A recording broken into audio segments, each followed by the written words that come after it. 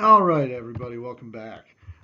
So I have no idea how this is going to go because we are venturing into some really uncharted territory in terms of stuff that I certainly remember experiencing and living. But the further on you get in more recent history, the less it becomes history and the more it becomes contemporary. And in other words, what that means is the long-term historical ramifications of the stuff that we're going to talk about today, like I mentioned in the last video, are either just coming into understanding or aren't really at all. So what we're going to talk about today is 9/11 and um, some of the growth of the internet and some of the economic problems that existed in America during the first decade of the 21st century. Um, Also, the decade in which you guys were born. So let's go ahead and give it a whirl. All right. So again, with the Cold War over and um, a new kind of world order, as the book likes to call it, a new world order kind of crystallizing late in the 1990s and in the 2000s, it becomes evident that the newer threats in the world aren't coming from states. In other words, they're not coming from governments or countries, but instead the big threats to peace in the world generally are a result of terrorism or various extremist groups. We experience this in America to some degree, both with domestic threats, uh, like the Oklahoma City bombing in 1995, um, where a group of I don't even know what to call them. Um, so let's kind of backtrack for a minute. So in 1993, there was a cult ish group known as the Branch Davidians in Texas, and they were doing cultish stuff. So the government got involved, and because there were people being held there against their will, and basically uh, laid more or less a siege to their compound in Waco, Texas, resulting in the death of their leader and several members of the group, but the death of their leader, a guy named David Koresh. Members of that group included a guy named Timothy McVeigh and a guy named Terry Nichols, who in 1995 decided to um, drive a truck in front of the federal building in Oklahoma City, Oklahoma, and a bomb went off, killing 168 people and injuring many, many more. And again, this is just is one example of a domestic terrorist threat that in the late 20th and early 20th centuries become kind of the new reality in a post-Cold War world. This, of course, all comes to a head on September 11th, 2001. So, September 11th, 2001, obviously I remember that day very well. Uh, it was unlike any other day in my life. I was in college, and, I'll never forget it. I got up that morning to get a haircut, and I was, I drive to the haircut place, and I walk in, and the barbers and the people there are glued to the television. And I look at the TV, and I see the World Trade Center and smoke coming out of the World Trade Center. Just at that moment, you see a second plane crash into the second tower at the World Trade Center. And I'm thinking to myself, I'm like, this must be a movie or something like that. And I said to the guys working there, I said, what is this? This is a movie or whatever. And they just gave me this horrified look, and this is no movie. I get my hair cut and it's in silence, and nobody's really talking to anybody because you're just in this shock.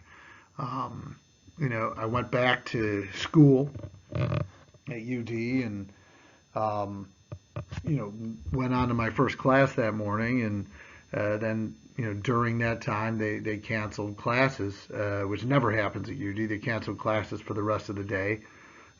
So just in this shocked state, I decided to go work out, and it's at that time where there was the confirmation of the third plane that crashed into the Pentagon, which killed even more people.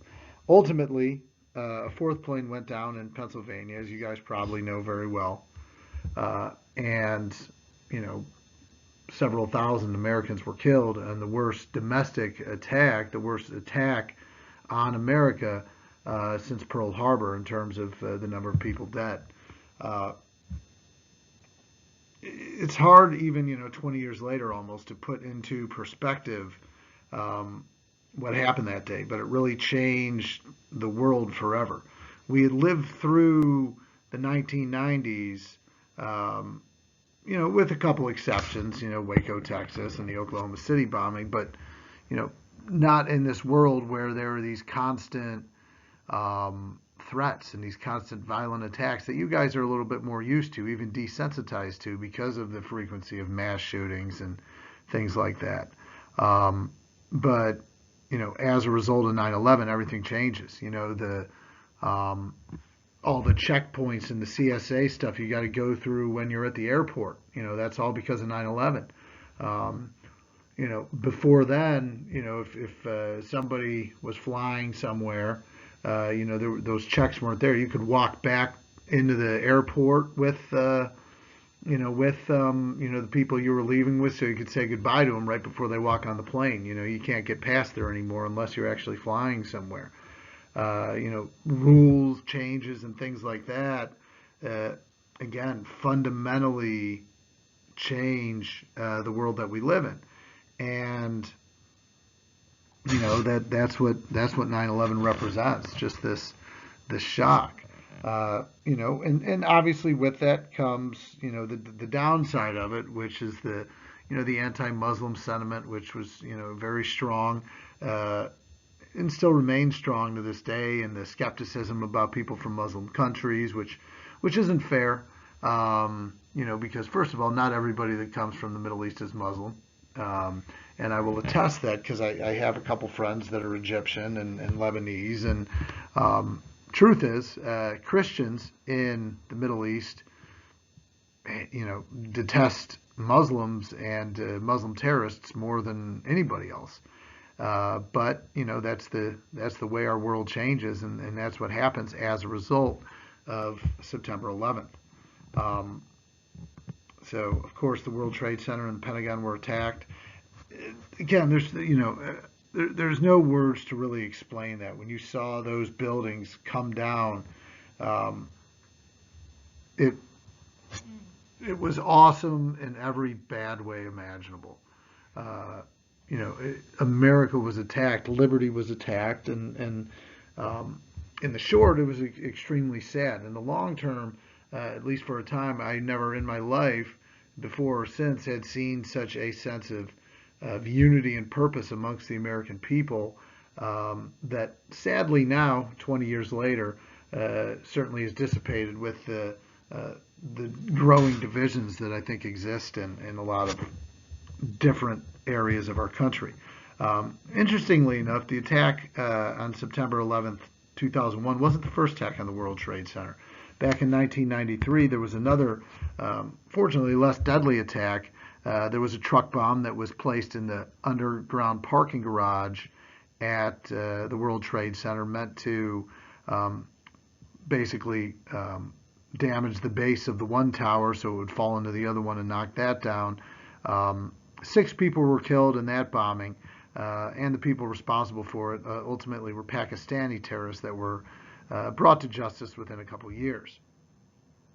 Our response to September 11th, of course, launches what would surpass Vietnam as the longest U.S. military engagement ever, which becomes known as the War on Terror, uh, obviously pictured here.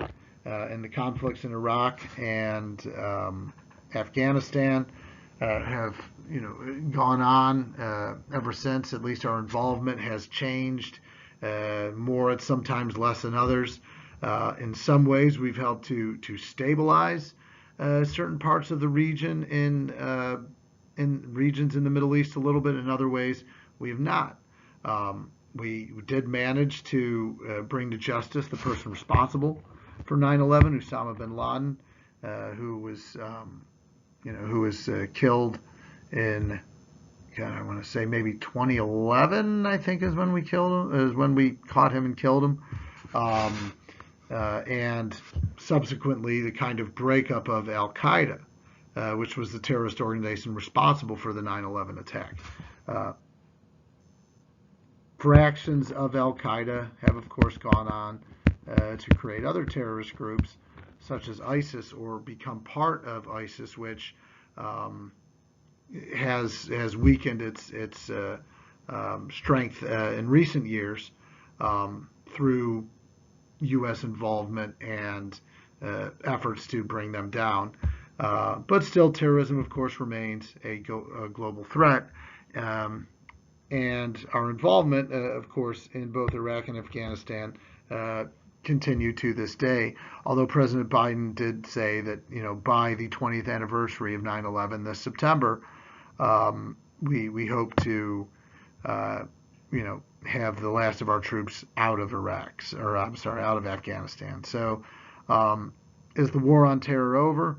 No, terrorism is a new problem. Well, not really a new problem anymore, but a problem that it's really hard to control because it's not state-sponsored violence. It's sponsored by financed terrorist groups that typically have a beef against the Western world, which is largely directed at the United States. So with this new threat, comes new ways to combat this sort of violence, and that's ever evolving. But I had the opportunity to see Ground Zero, which is basically what was left after the towers came down later that year. During our Christmas break, a few of us went to New York City, and this was in December of 2001. And they had obviously fences up all around it. And the thing I'll never forget about that is when we walked around there, even though it had been 3 months since the attacks on 9/11, the air was still like thick with the debris from these massive 100-story plus buildings that fell to the ground. And that I think something else that further kind of drives home the point of just how devastating and horrible the attacks on 9/11 were. So we'll move on from there. All right, so obviously in 2001, George W. Bush wins a very contested and close presidential race with Al Gore. And Bush's presidency gets off to a good start because of his effective response to what happened on 9/11. He went there the day after the attacks, and standing on the rubble of what happened, he makes his famous and great statement, I thought, holding a megaphone and saying to the people that were gathered around, we'll never forget what happened here, and the people responsible for it will be hearing from us very soon. And statements like that and things like that made George Bush a very popular war president. Unfortunately for him, he had a very embattled presidency because there was a fair deal of partisanship in his presidency, the same sort of partisanship issues that Bill Clinton and other presidents have to deal with when the House and Senate are not the same party as the president. In this case, in 2006, Bush loses control of the House and Senate as it goes to the Democrats, and we start to see this partisanship, which we're all too familiar with today, get in the way of legislation going kind of on both sides. Bush doesn't want to pass Democratic-led agenda ideas, and of course the Democrats don't want to pass bills and things that are wanted by the Bush administration, which makes progress in government difficult. Another thing that hurts the Bush presidency was the 2005 Hurricane Katrina. This turned out to be the worst, from a financial standpoint, the worst hurricane in American history, with an estimated $125 billion in damage. There's not much you can do about a natural disaster, but the frustration about Hurricane Katrina came in the response. Shelter, food, medical supplies, and equipment seemed to kind of slowly get to a lot of people in New Orleans. And the poor area of New Orleans that sadly were hardest hit by the hurricane, it seemed even slower getting needed relief to those people, which kind of shined a bad light upon the Bush presidency and hurt his approval rating. Was it Bush's fault? Necessarily, no. A lot of the blame actually ultimately went to state agencies in Louisiana for their slow response, as well as the mayor of New Orleans, a guy named Ray Nagin, who later got in trouble for some corrupt practices and activities associated with the response to Hurricane Katrina. But the general response to Hurricane Katrina was fairly negative.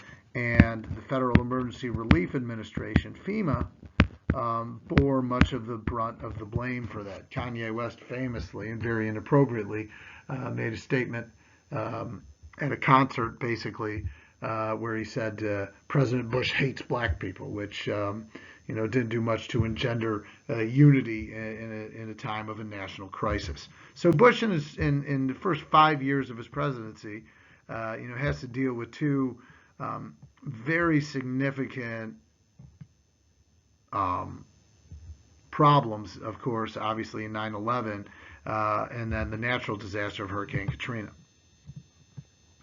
Iraq and Afghanistan, of course, quickly become a quagmire. There's that quagmire again, where the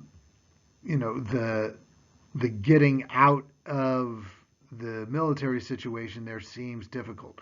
Part of that problem was because very quickly into this war, George W. Bush declared basically that we had won, and announced that we would kind of be lessening our military involvement. Well, that even into today, we're still involved, particularly a little more in Afghanistan, but in Iraq as well.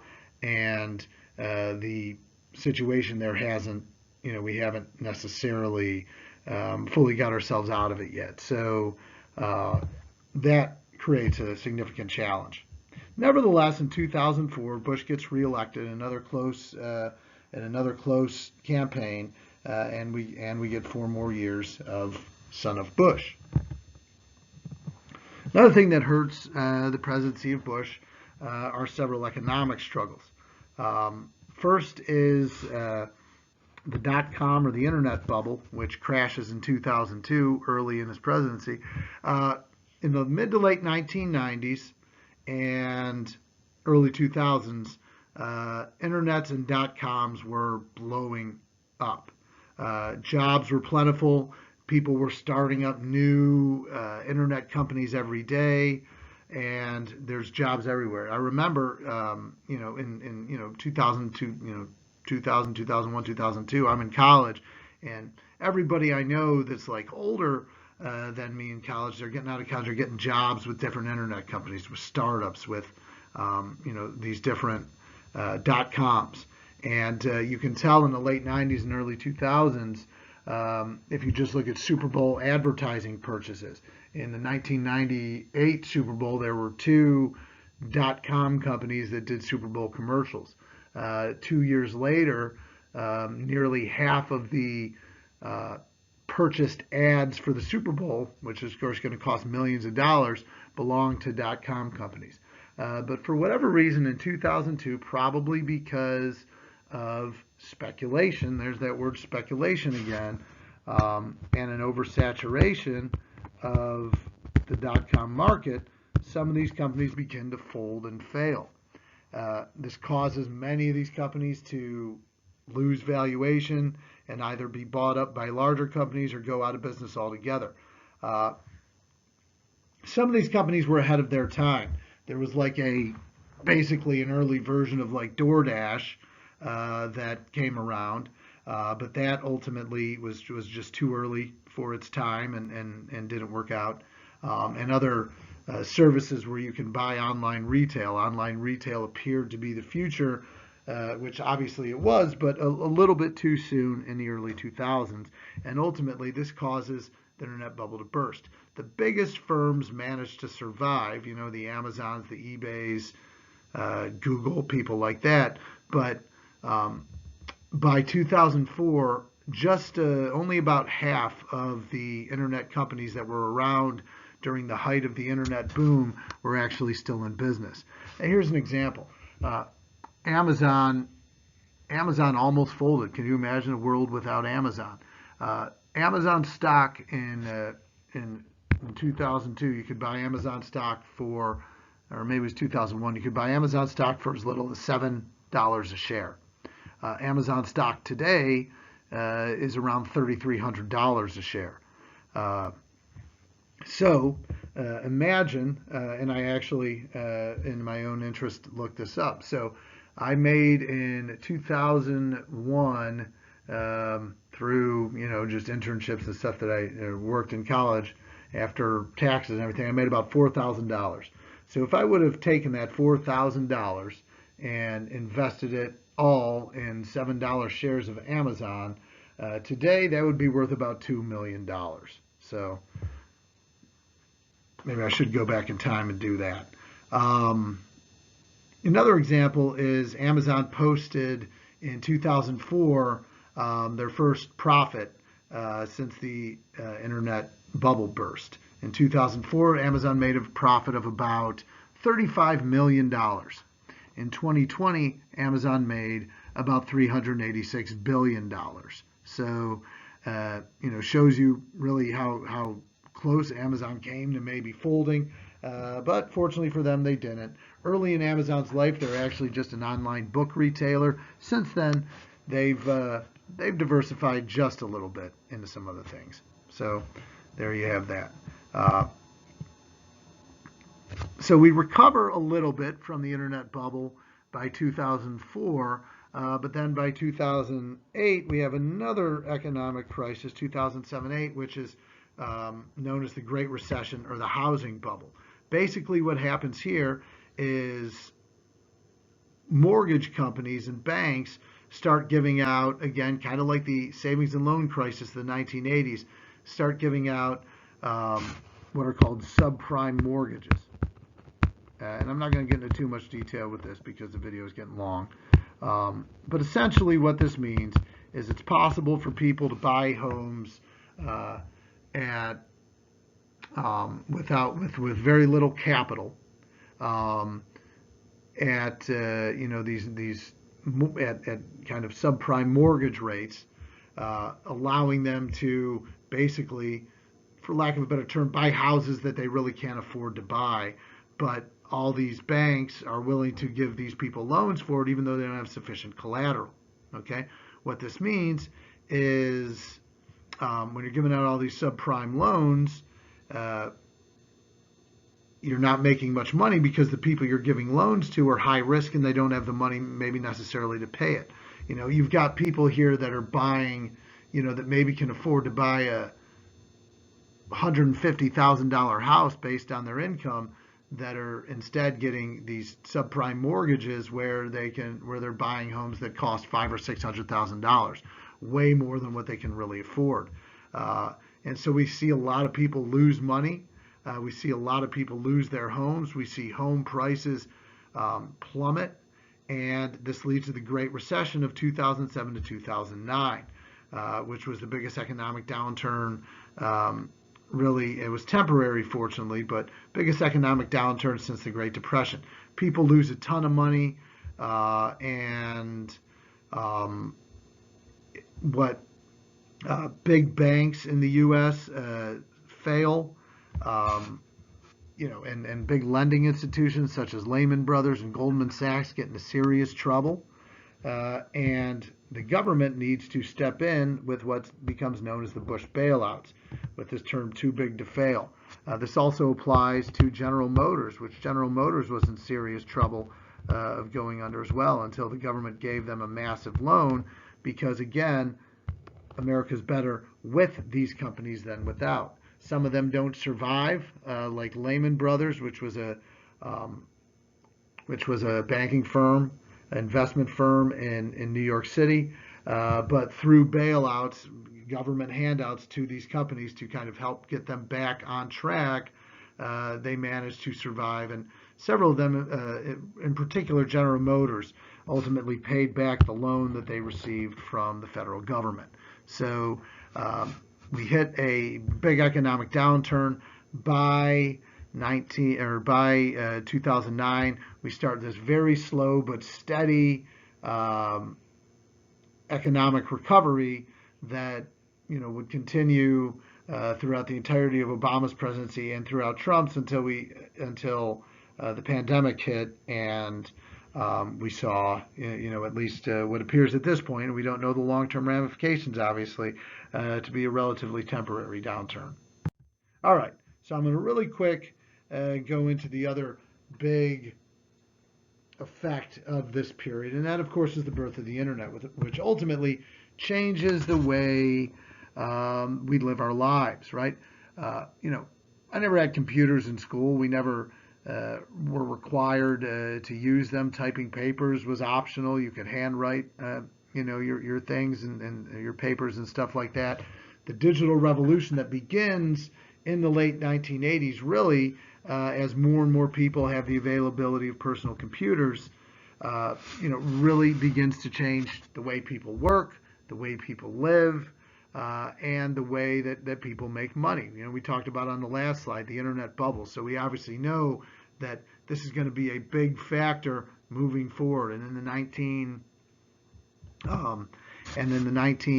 1980s, a man by the name of Tim Berners-Lee, this is 1989, Tim Berners-Lee, a British guy, invents the World Wide Web, the www that goes before all of the websites that we use. This allows information to be transmitted by satellite or whatever anywhere in the world relatively quickly, making information much more accessible. In other words, we'll go back to that old term. What are we doing? We're shrinking time and distance between people in the world, making the world, in theory, a much smaller place. Okay, the internet, of course, leads to a massive growth in employment sectors. The technology sector is kind of the biggest portion of publicly traded stock today in technology, and obviously, mountains of jobs are available and careers are available in technology-based jobs, even more so now because so many people work from home than ever before. One of the biggest beneficiaries of this early on, of course, is Microsoft, which, because of their software, which basically for a long time was the only real software that was compatible with most computers, allows to make Microsoft and Bill Gates one of the wealthiest companies, and Bill Gates the richest man in the world during the 1990s. Microsoft actually eventually gets caught up in violation of the Sherman Antitrust Act because they became a monopoly, because so many computers, personal computers, were dependent upon Microsoft software that they became such a big part of the market share, like more than 90%, that they became a monopoly, and ultimately were found to be in antitrust violation in 2001, which also helped precipitate the internet bubble bursting around that time. Of course, the digital revolution and computers have led to a substantial economic boom as we see things crop up all the time, new forms of social media, starting with like MySpace, and then leading to Facebook, and Vine, and Snapchat, and Instagram, and Twitter, and all the things you guys use so much. Social media is dangerous, as we well know, because it's relatively unmonitored, and the content in social media isn't necessarily checked for accuracy. And when, obviously, as we know, and hopefully you know, when we take the sources that we use in social media to be absolute truths, that can create confusion and problems. The growth of social media has also created and spawned a new form of celebrity, where people that make, say, for instance, TikToks, TikTok famous, Twitter famous. We all know those terminologies, where people, become celebrities based on their social media profile. For instance, say somebody makes videos about AP US History 13th edition Brinkley on a fairly regular basis. Maybe his YouTube profile blows up, becomes a massive content creator, and makes a lot of money in a side hustle just saying. We see internet startups coming around all the time. The internet and different ideas become kind of this melting pot of ideas for people to take advantage of their creativity and make money with something new that somebody hasn't done before. Fairly simple ideas, like TikTok is a fairly simple idea. It's made $1 billion or whatever. So internet startups become the new thing. That's the way to go for a lot of people if they want to make money. And again, because of the digital revolution, we totally see and continue to see the way the world around us is changing, evolving, and becoming in many ways smaller. Again, all this stuff here, this is stuff that's still evolving, still developing. So historically, we really don't know what the long-term ramifications are going to be. How is this going to change the way we live our lives? We don't know. That'll become more evident in the years to come.